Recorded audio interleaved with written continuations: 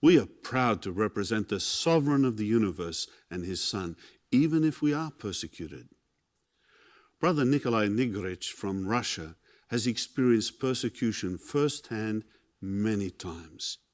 In spite of that, he has maintained his joy in his service to Jehovah.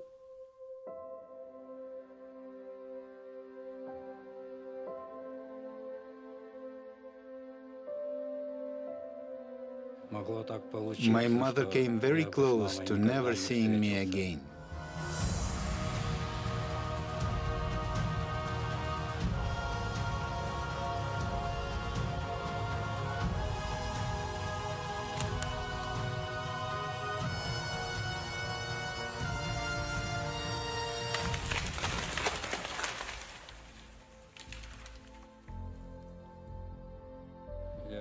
I asked her to tell me what happened.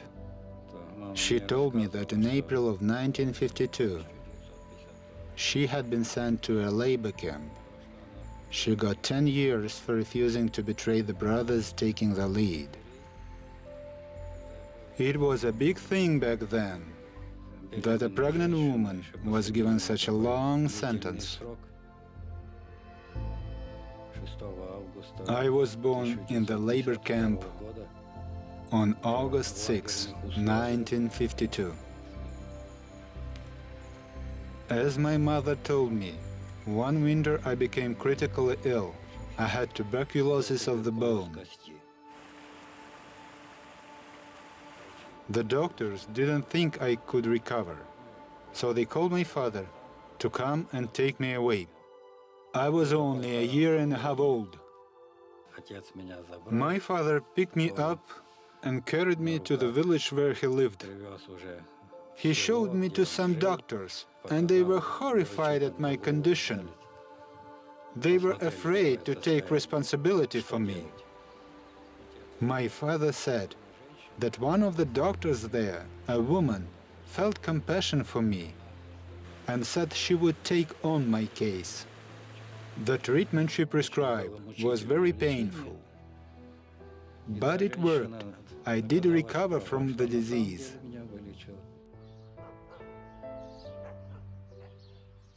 One sunny day, we were at home in our house in the village.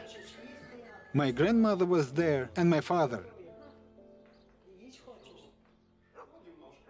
I looked, and the woman came in the house and stood in the door.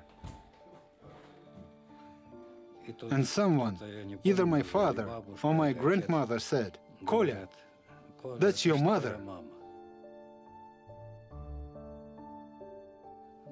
Then I looked at her again more closely. She was wearing a striped dress. Later, I realized that I have been wearing the same striped clothes when my father came to the prison to get me.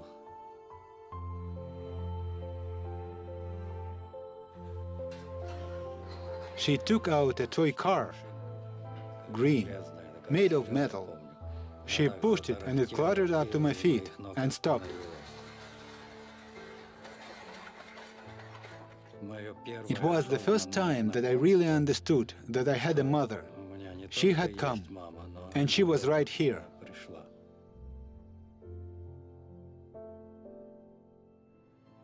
I felt very good. I ran out to the field in front of our house and shouted to our neighbors, "Mama has come! Mama has come!" This was the first really happy event in my life that I remember, that I met my mother. I get excited just remembering it, how it all happened. But my mother and I came very close to never seeing each other again. She said that all the women in the labor camp worked in the forest. The snow was waist high. It was very cold. They were cutting down trees.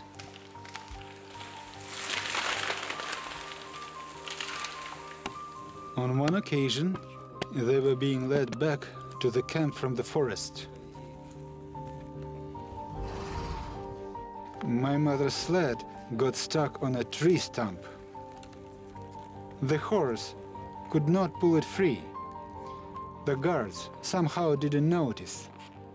Then they realized that a horse and a prisoner were missing.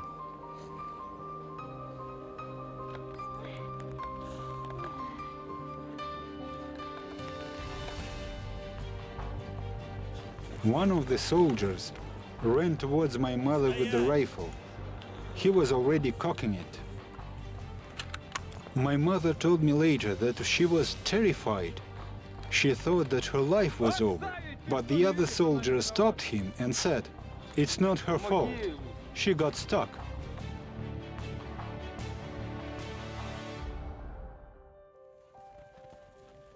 That story I will always remember.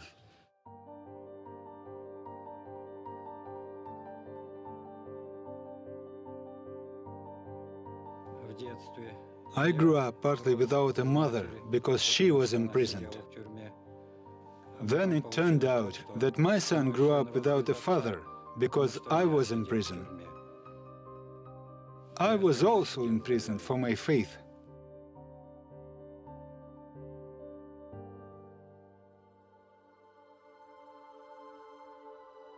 When I was sent to prison, my wife was pregnant. I didn't see my son until a few months after he was born. The first time she brought him, he was tiny. It was during the winter, and it was very cold. She brought him to the prison to see me. She wrapped him in blankets, and there he was, wiggling. She showed him to me, saying, "Here is your son." I felt very tense and trapped because the prison foreman was standing right behind me. But I also felt very happy to have a real family. It was very hard to leave them. I wanted to hold my son, but they didn't let me.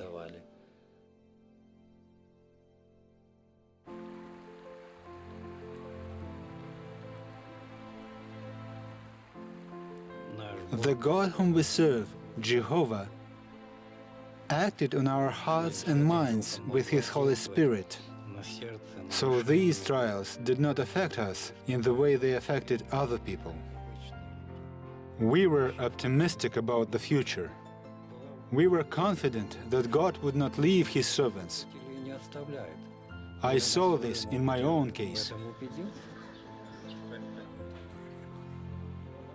Now I can look back with a smile while remembering everything I lived through.